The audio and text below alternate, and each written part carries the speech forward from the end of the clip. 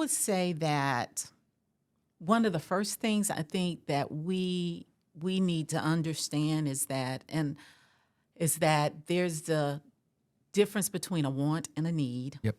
and really truly understanding that, Hmm. and truly understanding the difference between the want and what is the need.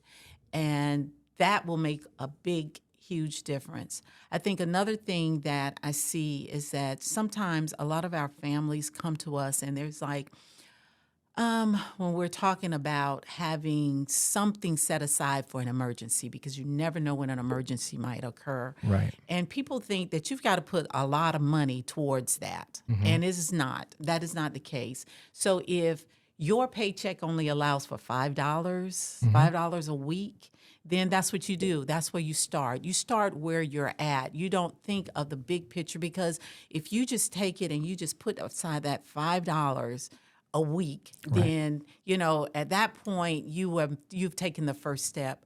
But a lot of times it's just taking that first step and knowing that you're not alone. Right. You're not alone.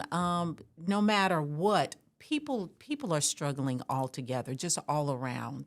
No matter what, people are just struggling, and I think that is one of the main things, is that just to understand the difference between wants and needs, Right. and and a budget. I live by a budget. Hmm. I have a budget that I live by. I mean, religiously. Yep. And I think that is so important. And people, to living from day to day, are not seeing yourself having a future. And I think if we can visualize what it is that we can see in our future, then we can start working towards that.